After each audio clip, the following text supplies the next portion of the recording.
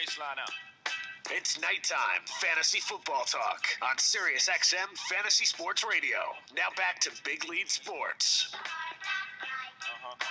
That's right, it's Big Lead Sports on Sirius Fantasy Sports Radio, Sirius 210, XM 87. You can always get into the program at 888-XM-FANTASY. That's 888-963-2682.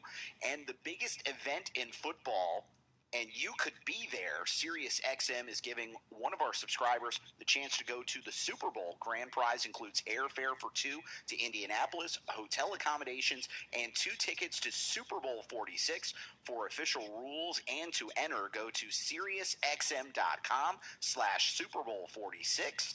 You have until noon Eastern on January 20th to enter. Open only to active Sirius or XM subscribers that have been subscribers since December 27th. So if you are an active subscriber since December 27th, log on to SiriusXM.com/Super Bowl 46. That's Super Bowl and the numbers 46. Register to enter. We'd love to send you to the Super Bowl. And Ryan, you want to go? Come on, we'll go. Oh, I was just thinking, which would you rather do, the Playmate Party or the Super Bowl? Really? Really? Is that even a discussion? Yeah, it is. Yeah, no.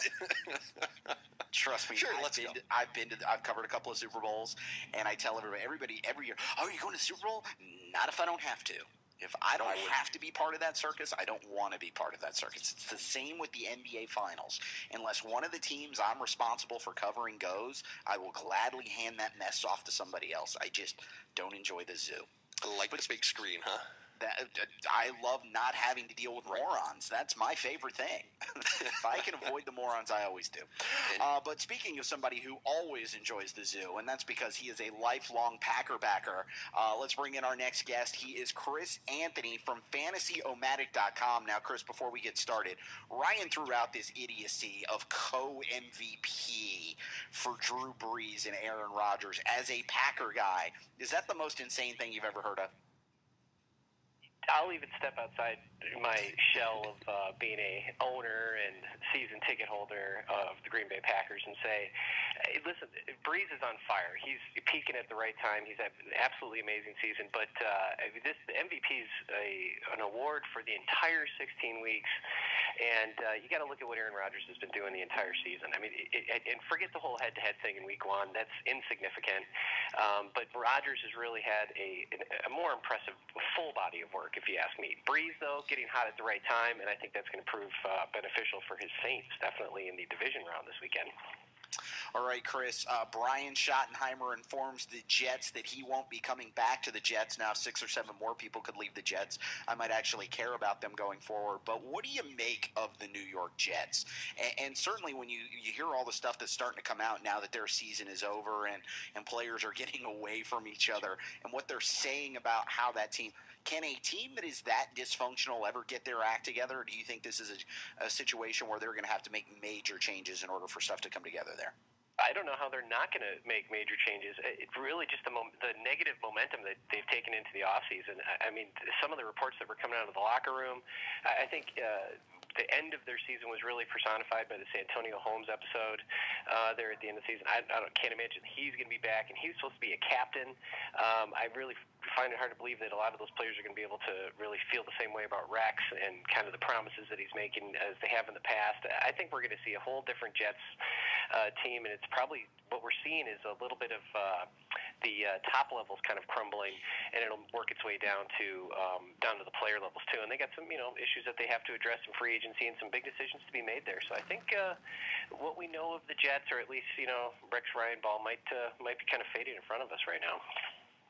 Chris, Mike Mularkey took over as the Jaguars head coach a little earlier this evening. Where do you see the Jaguars going offensively with him calling the shots?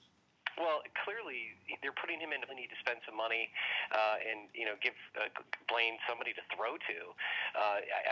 It's hard. I'm always hard pressed to even figure out who some of the guys are that are on that wide receiver core there. But if they do some work there in the offseason, I think they have the right coach to actually bring Gabbert into the forefront and start polishing him up and seeing what kind of talent they got there for him moving forward. Oh, and also, by the way, I think this is good things for MJD, personally. I think that's going to be good things having that kind of play calling happening for MJD's fantasy value next season. He's Chris Anthony from Fantasyomatic.com, one of the best fantasy football sites you're going to find anywhere. If you're looking for advanced statistical type stuff, you got to swing by Fantasyomatic.com. Let's head out to the phones. We've got Sean in New York, wants to talk a little bit with us. Sean, it's Big Lead Sports. How can we help you? Hey guys, how you doing? We're good, Sean. What's on your mind? I'm playing in NFL.com Fantasy League, so I'm sure you guys are familiar with the scoring. Maybe listeners aren't, where you get a multiplier for each week. You play the same guy in a row. Okay.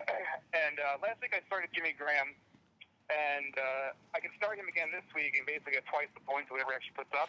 And I'm considering going with Gronkowski instead, and I was wondering what you think about that. If you're going to get double Jimmy Graham's points, and we've talked about this a few times, the way you beat San Francisco is through the air, and the first guy you're going to check down to is Jimmy Graham. I like Jimmy Graham's numbers. Now, at the same time, I do think Gronk's going to put up a nice number against Denver. I don't know that Denver's got another game like they had last week in them, and I do think that New England's going to be a very good offensive team this week. But if you're telling me double Jimmy Graham's numbers, I think that's going to be a hard one to go past. And I think most of the guys on the show with us right now, especially Chris and Ryan, are going to tell you, we think probably New Orleans is going to get this thing done, which means if you get a multiplier this week, you might get a chance to use that multiplier again next week. I would probably go with Jimmy Graham. Chris, how about you? Yeah, I think. Well, I like that last logic there. I think the same can be said though for Gronk if you think about it. If you want to just know some stats on matchups, if you look at the last 4 weeks of fantasy ball, actually the Niners are top 3 against fantasy tight ends. They haven't allowed a opposing tight end to score more than 6 fantasy points in the last month, averaging actually only 4 points fantasy points a game. But Jimmy Graham is an absolute beast. He's nearly uncoverable. The guy's just incredible. But I actually kind of like Gronkowski. If you remember in the last matchup against the Broncos, Hernandez went off for 20 fantasy points, and I think that from just sort of a game planning standpoint, from sort of a Belichick standpoint, I think that's going to shift over to Gronk because Gronk was the focus of the defense the last time that the Broncos played him. So, they're 13th versus fantasy tight ends. Broncos are 13th versus fantasy tight ends. If you look at the matchups there, that's 2 beasts. My vote would be to go with Gronk because there's a couple of things that I like seeing there, and plus you can get the multiplier for him next week as well, too. They should be able to coast through this weekend. Well, Sean, I'm in exactly the same situation you're in. I'm playing in that same league. I did Jimmy Graham last week. I'm playing him this week, and one of the things these guys may not realize is the multiplier isn't 2 times next week. It turns into 3 times if you've got Jimmy Graham 3 weeks in a row. That's what I'm saying.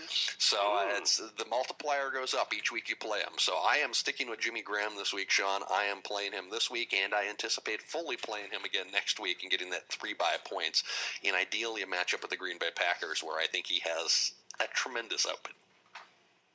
Sean, thanks for the call. We certainly appreciate it. If you want to get in, talk with us and Chris Anthony, 888-XM-FANTASY, 888-963-2682. All right, Chris, before we get into the Fantasy Fix break here at the bottom of the, actually in the next few minutes, I just want your thoughts on some of these Saturday games. Obviously, we've been talking a little bit about New Orleans, San Francisco.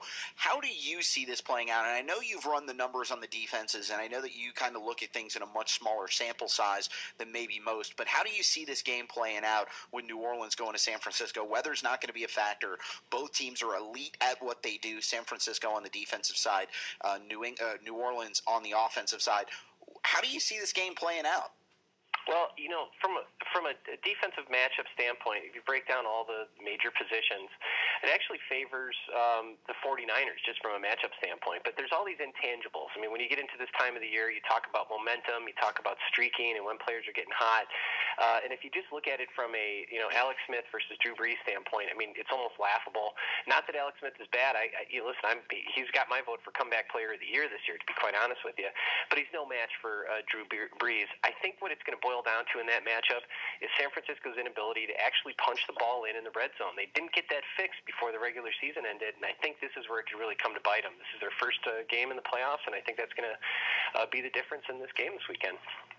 As you look at Denver going into New England, and look, We joked about it last week. There were 1,000 reasons why you could have picked the Pittsburgh Steelers, but there was something about Denver, and it wasn't just the Tim Tebow mystique. There was something about Denver that just said it was their time. As you look at New England and the machine that they have become offensively, can the Denver Broncos do to the New England Patriots what they were able to do against Big Ben? I mean, do you see Denver's defense showing up on the road like they showed up at home last week?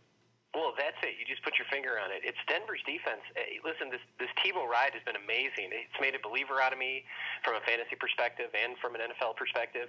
But the thing that's really impressed me as I've sat down and watched these games is the way that the Broncos defense is playing. And they're getting pressure on the quarterback. They're making huge plays when they need to make huge plays. And have you ever actually seen when was the last time you saw somebody actually put Ben Roethlisberger on his back, just one solo guy? We saw all those types of plays last week. We've seen those through. We saw those through their streak. They maybe weren't as hot. It was really the defense not performing quite as well when they were having that losing streak.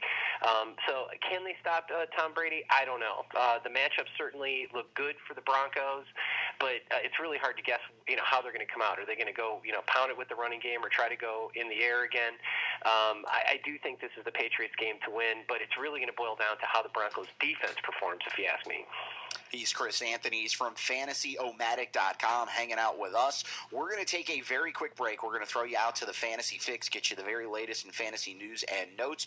But remember, the NHL is on Sirius XM. Go to SiriusXM.com/NHL schedule for game times and channels, plus expert analysis, hear in-depth interviews, and talk about your team all season long on NHL Home Ice. That's Sirius 207 and XM 92.